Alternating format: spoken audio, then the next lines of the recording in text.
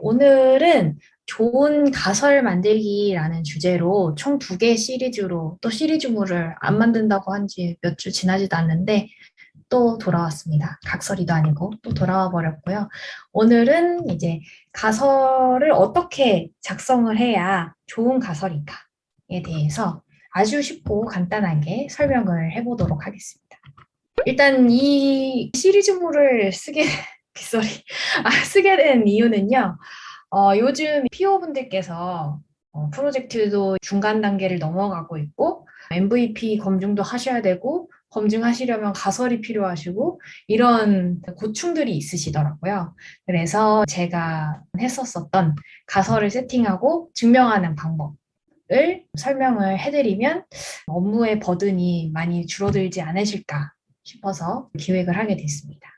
좋은 가설이 뭔지 설명하기 전에 뭐가 가설이냐를 짚고 넘어갈 건데요. 가설은 두 변수 사이의 관계를 정의한 문장이라고 생각을 하시면 됩니다.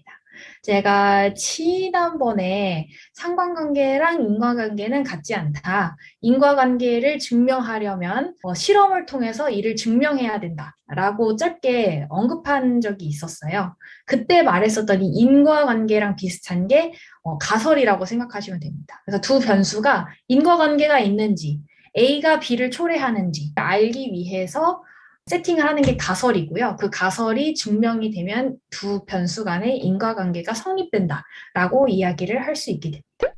그리고 어쩔 공이 없었었나요? 없었다면 이거 정말 죄송합니다.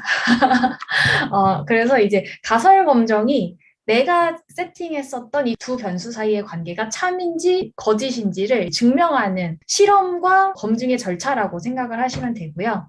가설 검정은 다음 시리즈에서 자세히 설명을 하도록 하겠습니다. 그래서 대체 뭐가 좋은 가설이냐? 제가 생각했을 때 좋은 가설 한 5가지 정도를 정의를 했습니다. 첫 번째, 좋은 가설은 두 변수에 기대되는 관계를 명확하게 정의를 해야 됩니다. 여기서 주목해야 될 게 2개의 변수만 있어야 된다는 거예요. 그래서 예시인 가설을 하나 들고 왔는데요. 새로운 온보딩 프로세스는 기존 대비 신규 가입자의 온보딩 시간이 짧고 완료 비율이 더 높다. 여기에서 변수들을 찾아보면은 온보딩 프로세스가 온보딩 시간이 짧고 온보딩 완료 비율이 높다. 그래서 총 3개가 있다는 걸 알 수 있습니다. 근데 이게 대체 왜 문제가 되냐? 이거 그냥 동시에 증명할 수 있지 않냐라고 이야기하실 수도 있는데 만약에 온보딩 시간은 짧은데 완료 비율은 오히려 더 낮다. 이러면은 이 가설 자체가 하나가 거짓이기 때문에 전체가 다 거짓이 되어버리게 됩니다.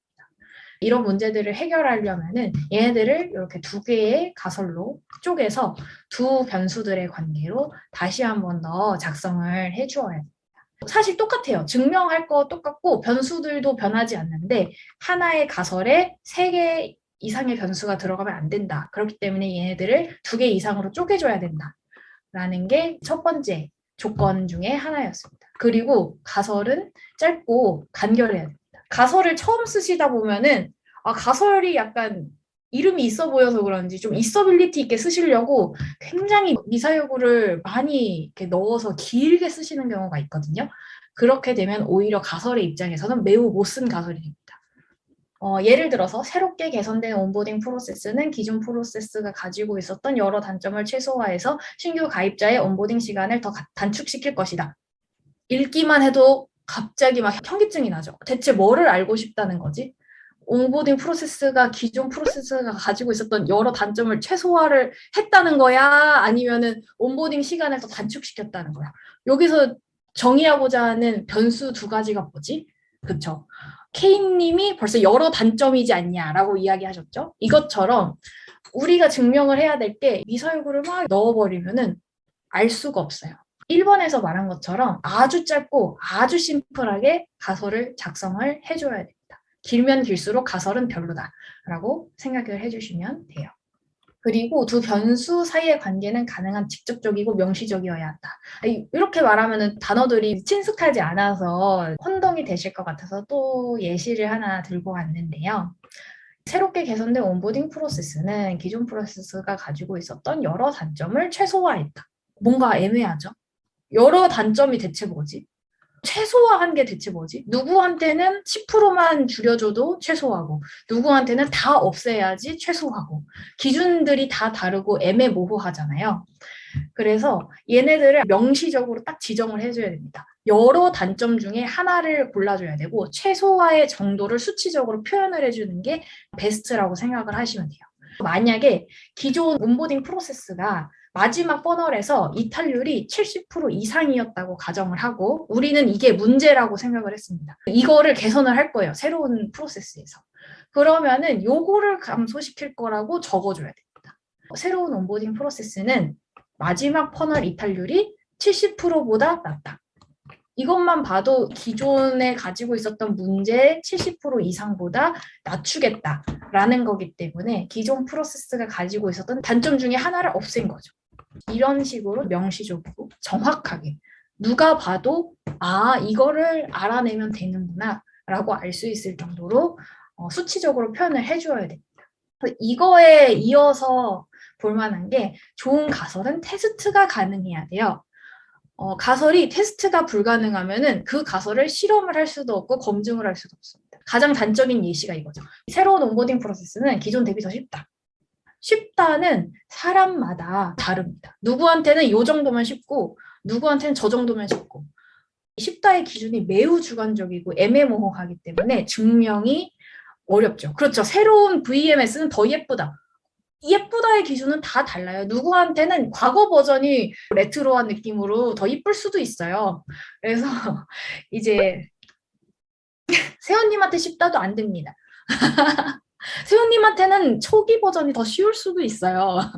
그래서 이게 실험이 가능한 형태로 이제 기술이 되어야 한다. 그래서 쉽다를 수치화할 수 있는 변수로 정의를 해줘야 됩니다. 어떻게 하면은 쉬울 것인지. 우리가 만약에 쉽다, 게임이 쉽다, 뭐를 적응하기 쉽다 하면은 적응하는 시간이 빠르겠죠. 이게 만약에 프로세스가 정말 쉬워졌으면은 기존 대비해서 온보딩 시간이 더 짧아지지 않았을까? 예를 들어서 기존의 온보딩 완료 시간이 극단적으로 2시간 정도가 소요됐다고 가정을 하면은 2시간보다 적으면은 이 온보딩 프로세스는 기존 대비해서는 쉬운 것이다 라고 말할 수 있겠죠. 그리고 이것보다 더 좋으려면은 이 위에처럼 기존에 120분이었으니까 120분 대비 몇 프로 더 짧다라는 식으로 수치적으로 검증 가능한 형태로 적어주면 훨씬 더 좋은 가설이 될 수 있겠죠. 그리고 마지막, 좋은 가설은 이 가설만 봐도 이 프로젝트가 어떤 아웃풋을 가지고 올 수 있을지를 기대할 수 있어야 돼요. 근데 그게 이 프로젝트에 투입이 되든 안 되든 모두가 봐도 이 가설만으로도 이 프로젝트의 끝을 예상할 수 있어야 됩니다. 누가 봐도 뭐를 보려고 하는지, 그래서 기대되는 결과가 무엇인지 알 수 있도록 쉽게 작성이 되어야 된다. 우리끼리만 아는 언어로 작성을 하면 다른 사람들이 봤을 때 아웃풋을 기대할 수가 없기 때문에 쉽고 누구나 이해할 수 있는 언어로 적어주어야 좋은 가설이다. 이렇게 해서 좋은 가설 5가지 종류를 정리를 해봤고요. 마지막으로는 MVP랑 가설의 관계가 무엇이냐. 이게 또 약간 혼란스러워 하시는 것 같더라고요. 저도 MVP를 잘 모르는데 이번 기회를 통해서 한번 공부를 해봤습니다. 그랬더니 MVP는 사실 어떻게 보면은 가설 검정을 위한 실험이라고 생각을 하시면 돼요. 근데 실험은 가설이 없으면은 세팅을 할 수가 없습니다. 그래서 무조건 가설은 MVP가 설정되기 전에 이미 존재가 되어야 됩니다. 그리고 가설을 증명하기 위한 MVP를 세팅을 해줘야 돼요. 예를 또 들고 왔는데요. 첫 번째, 우리가 페인 포인트를 하나 가지고 있었습니다. SMB 고객들은 트래픽이 부족해서 개인샵, 우리 스토어 프론트 운영을 꺼린다. 해보고 금방 이탈한다.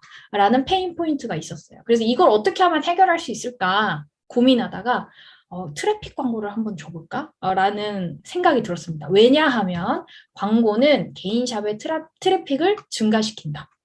라는 가설이 있는 거죠. 이건 참일 가능성이 높습니다. 그리고 SMB 고객은 광고를 통해서 자신의 샵을 홍보할 수 있는 서비스에 대한 니즈가 있을 거예요. 있어야지 이 서비스가 존재할 수 있습니다. 그래서 요거를 또 증명을 해줘야 돼요. 그리고 이거 길다고요? 긴 거 아닌데? 마지막으로 이게 가장 핵심이죠. 광고 서비스를 이용하는 SMB 고객은 그렇지 않은 SMB 고객보다 개인샵의 운영 기간이 더 길다. 그쵸, 그쵸. 가설이 점점 길어지죠. 제가 첫 번째 거 너무 짧게 썼나요? 길다. 운영 기간이 더 깁니다. 운영 기간이 더 길다. 이게 사실은 맞아요. 말씀하신 것처럼 위에서 제가 열심히 설명한 것처럼 수치적으로 뭔가 설명이 되어 있지도 않고, 좋지 않다는 걸 누가 가르쳤는지 다 잘 알고 계시네요. 누가 가르쳤는지 이미 다 깨달았다. 그쵸? 테스트였다. 잘 배웠다. 반전이었죠. 일취월장이었다. 맞습니다. 그래서 여러분들 이제 여기에 허점이 뭔지 다 아실 수 있게 되었죠. 그래서 조금 더 좋게 가설을 만들려면은 증가시킨다는 게 몇 프로도 증가시킬 것이냐. 그리고 홍보할 수 있는 니즈를 어떻게 검증할까요? 뭐 우리가 데모를 주고 데모에서 만약에 이 서비스를 사용하실 의향이 있습니까? 라는 설문을 했을 때 60%가 예스면 그건 니즈가 있는 거라고 가정하겠다. 라고 할 수도 있겠죠. 그리고 개인샵 운영 기간이 그렇지 않은 고객이 50일이었으면 50일 이상, 50일보다 더 길다라는 식으로 조금 더 수치적으로 정의를 할 수 있을 것입니다. 하나의 페인 포인트로 3가지의 가설들을 뽑아낼 수 있고요. 이 가설들 각각을 증명하기 위한 또 서로 다른 MVP들이 만들어질 수 있습니다. 그래서 가설은 하나만 있고 MVP도 1대1의 어떤 매핑 관계일 필요는 전혀 없고요. 가설 3, 4가 MVP C 하나로 증명이 되는 것처럼 2개 이상의 가설이 하나의 MVP를 통해서 증명이 될 수도 있습니다.